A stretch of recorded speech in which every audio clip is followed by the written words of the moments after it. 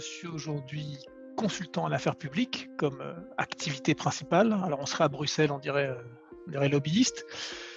Je le fais en indépendant depuis 9 ans, après avoir travaillé une dizaine d'années pour un cabinet de conseil à Bruxelles puis à Paris.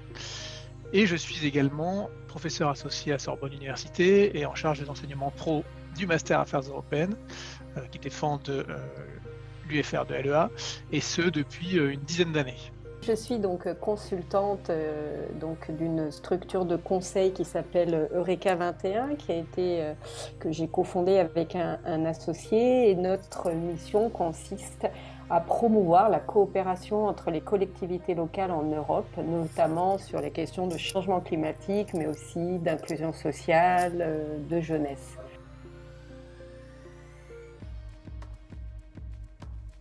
Tout a commencé avec mon année d'Erasmus que j'ai réalisée en Autriche et qui m'a montré deux choses. D'une part, cette envie de travailler, en tout cas d'être dans un milieu interculturel avec des avis de personnes venant de pays différents qui nous amènent toujours à nous questionner, à nous améliorer.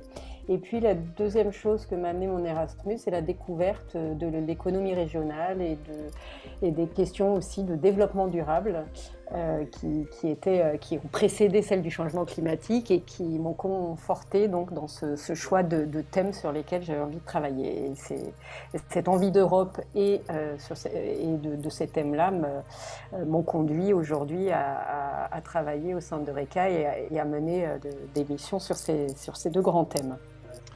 Alors, comment je suis devenu consultant en affaires publiques? Alors, par pur hasard. En fait, après avoir fait Sciences Po à Paris, avec pour idée en y entrant de travailler plutôt dans la fonction publique, je ne savais plus trop ce que je voulais faire en quittant l'établissement. Et c'est par le biais d'une amie qui travaillait comme assistante parlementaire d'un député anglais au Parlement européen que je suis venu au lobbying. Elle m'a dit simplement que ça correspondait bien à mon profil. Je n'avais honnêtement pas tellement de vision sur ce qu'était ce métier. En France, on ne parlait pas de lobbying à l'époque. À l'époque, je parle des années 2000.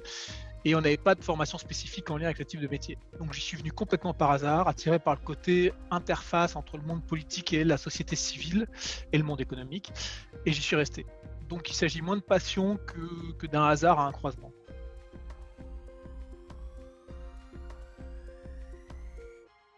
Alors, je n'avais pas du tout la vocation de faire ce que je fais aujourd'hui. Je ne savais même pas que ça existait, pour être honnête. Donc, j'ai plutôt construit mon parcours au gré des opportunités, des rencontres, avec toujours la seule chose que je savais, c'est que je voulais faire un métier qui soit en lien avec l'Europe et qui me permette d'être en contact avec différents interlocuteurs de différents pays européens. Ça, c'était vraiment ce qui m'a conduit à ça. Et je dirais la deuxième chose, c'était je voulais un métier qui ait du sens et qui contribue à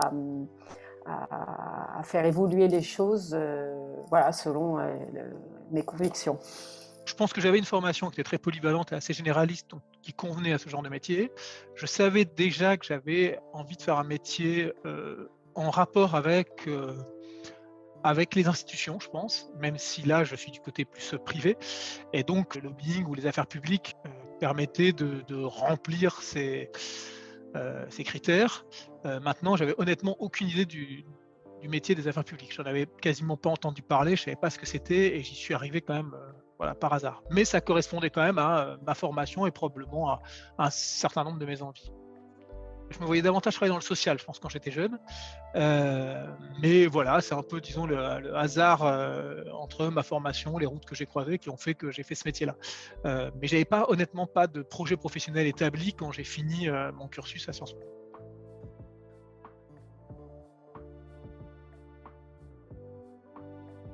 J'ai commencé mon premier CDI en 2003, soit à 25 ans, après une première expérience d'éducateur de rue en CDD, mais qui n'avait pas vocation à évoluer. Et en fait, j'ai changé de statut ensuite, puisque je passais de salarié à libéral, principalement pour des raisons d'organisation de ma vie personnelle, parce que je souhaitais subir moins les contraintes liées à la vie de bureau. Alors aujourd'hui, peut-être avec la généralisation du télétravail, mon choix serait un peu différent, mais voilà, mais j'ai pas changé d'orientation. Voilà. Je suis resté dans les affaires publiques. Euh, j'ai d'abord pratiqué les affaires publiques à Bruxelles en lien avec les institutions européennes et je travaille finalement aujourd'hui davantage au niveau français. Je suis sortie de mes études de Master 2, on doit avoir 22 ans, je pense. Voilà, j'ai fait un stage et en fait, après, je suis restée 10 ans non pas 10 ans, mais quasi 8 ans dans cette entreprise où j'ai un stage, puis un CDD, puis un CDI. Puis au bout de 10 ans, j'ai décidé, avec un associé, de créer cette entreprise Eureka 21. Mais voilà, donc du coup, j'ai vraiment... j'ai pas eu de rupture de chemin, mais voilà. Par contre, dans toutes ces années-là, le choix des missions a évolué, le choix des thèmes, le choix de plus d'Europe, plus de thématiques en lien avec le changement climatique, en lien avec l'inclusion sociale, la lutte contre la pauvreté, qui étaient des thèmes qui me tiennent à cœur.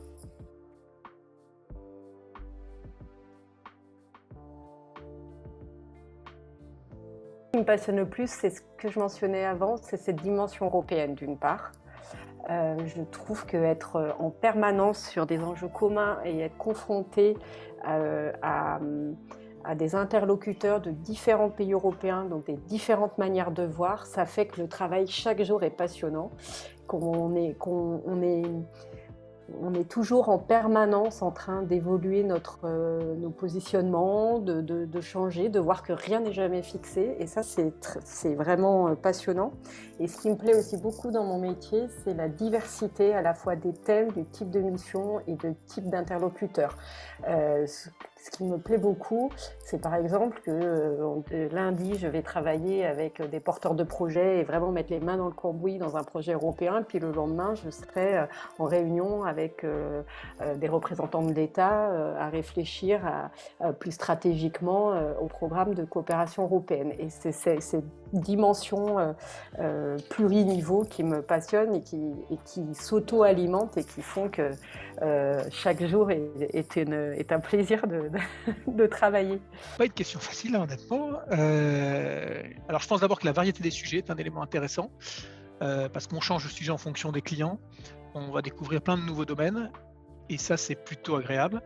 Et j'apprécie aussi le côté analyse et réflexion qui accompagne ce métier. Parce qu'une grande partie de l'activité, c'est quand même d'analyser les forces en présence, les tendances, les événements qui vont peser sur les décisions publiques ou les impacts de telle ou telle décision. Et ça, je trouve ça assez intéressant. L'autre aspect qui va me motiver, c'est le statut que ça me permet d'avoir, c'est-à-dire que je peux l'exercer en indépendant.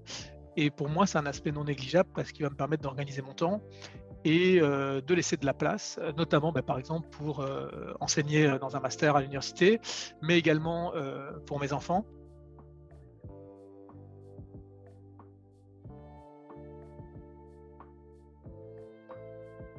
Alors j'ai toujours aimé enseigner et former. C'est également une activité que je fais auprès de professionnels de mon métier, puisque j'anime des formations. Et pour l'université, c'est encore un peu par hasard, parce qu'au moment où le master Affaires européennes à la Sorbonne a été restructuré, la partie professionnelle a été confiée à une consultante que je connaissais bien et qui m'a demandé d'assurer le module lobbying.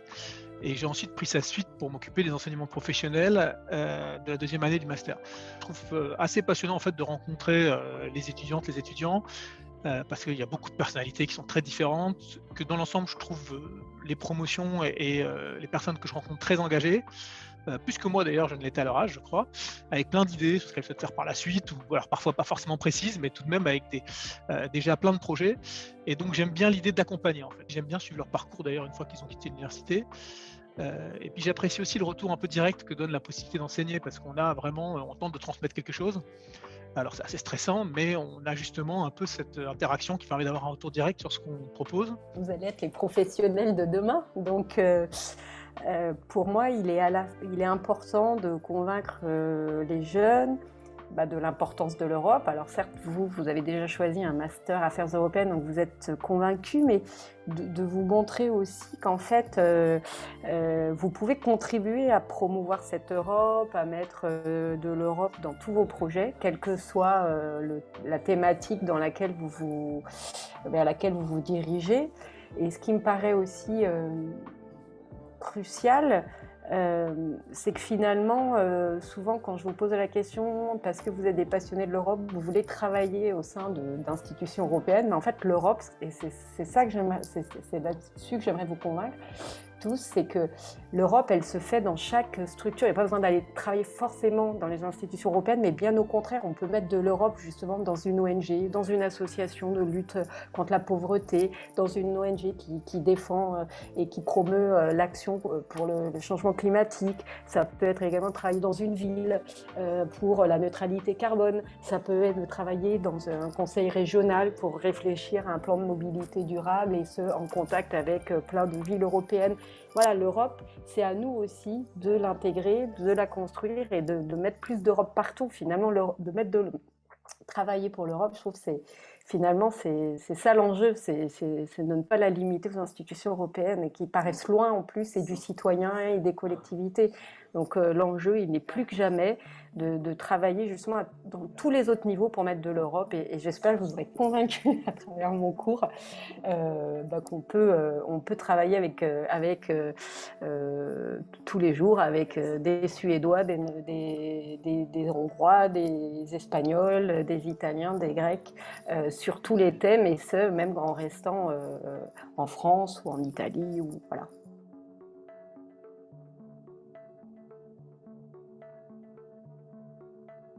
Je pense qu'il faut leur demander d'abord à eux, parce que c'est pas forcément moi qui suis le meilleur juge de ce que ça leur apporte. Principalement un apport méthodologique finalement. C'est-à-dire que l'approche professionnalisante, je pense pas qu'elle vise au bout du compte à leur apprendre un métier. Je pense qu'ils l'apprendront quand ils le pratiqueront. Ça permet de leur donner des outils, il me semble, pour être capable ensuite de travailler plus efficacement possible quand ils entameront leur vie professionnelle. Donc c'est plus, j'espère, la volonté de donner des outils transversaux qui vont pouvoir être mobilisés dans diverses situations professionnelles, que ce soit, je sais pas, le sens de la synthèse, la maîtrise de la prise de parole, le développement de capacités d'analyse, on en allant rapidement à l'essentiel, voilà, ce genre de choses qui me semble être le plus important, et j'espère qu'un certain nombre les acquièrent lors de cette formation.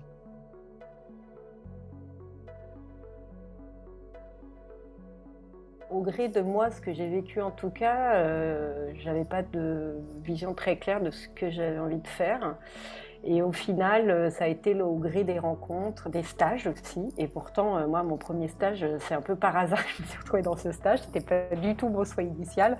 Et au final, ça m'a ouvert des portes. Donc je pense que je dirais que le conseil numéro 1, c'est de ne pas avoir une vision trop cadrée de ce qu'on a envie de faire. Au contraire, il faut se laisser, parce qu'en fait, on s'aperçoit qu'il y a plein de choses qu'on ne connaît pas ou qu'on connaît mal, ou des organisations sur lesquelles on avait des a priori, par exemple. Donc enlever tous ces a priori qu'on peut avoir, par exemple sur l'opposition publique-privée, ou sur, moi je vais absolument travailler à Bruxelles à nouveau, et être ouvert aux rencontres, aux opportunités qui se présentent, et puis au final c'est comme ça qu'on construit son chemin professionnel. Voilà. On n'a pas un métier en fait, on se construit un parcours au gré de sa vie professionnelle. Enfin, vous allez sortir là, de la vie étudiante et vous allez rentrer dans la vie professionnelle. Pour moi, il ne faut surtout pas avoir un chemin déjà professionnel tracé dans sa tête. Je pense qu'il faut rester ouvert pour saisir les opportunités. Et moi, j'ai eu plein de choses que j'ai faites qui n'étaient pas prévues, mais qui m'ont amené là où je suis. Et quand je vois comment ça me plaît, je me dis que c'était peut-être une bonne stratégie. Et puis, qui sait où je serai dans 5 ans ou dans 10 ans. Hein. Je dirais d'abord de ne pas s'inquiéter, parce que je pense que c'est la majorité d'entre eux et d'entre elles, la majorité des étudiants, des étudiantes, ils n'ont pas une vision claire de leur avenir. Et je pense que c'est normal. Et je pense vraiment que ceux qui savent sont les moins nombreux. D'ailleurs, je pense que la vie professionnelle va être principalement faite de rencontres. Lors d'une expérience comme un stage, justement, ou un projet que les étudiants vont développer, sont des expériences qui vont vous orienter sans vraiment qu'on s'en rende compte. Et puis finalement, on va avancer dans une voie qu'on n'imaginait pas forcément.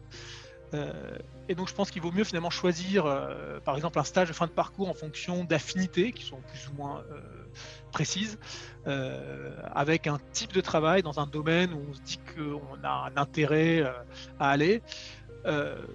Finalement, même si on n'est pas encore certain de se décider de dédier sa vie professionnelle à ce domaine ou à ce métier, je pense que la curiosité va faire le reste. Si on est ouvert, un peu proactif, qu'on s'engage un peu justement dans ce qu'on fait, on va généralement croiser des chemins qu'on va pouvoir suivre, et je pense que c'est un peu comme ça que va se construire la carrière. Aujourd'hui, de toute façon, on ne fait pas des carrières comme avant, j'allais dire un peu monolithiques, on faisait un peu toute sa vie la même chose. On peut bouger, on peut se réorienter, on peut évoluer dans plein de métiers différents et surtout justement dans des métiers type affaires publiques, qui restent assez polyvalents et qui finalement vont pouvoir ouvrir des portes qui sont, multiples. Donc je pense qu'il ne faut pas penser que les premières expériences sont forcément déterminantes sur son avenir.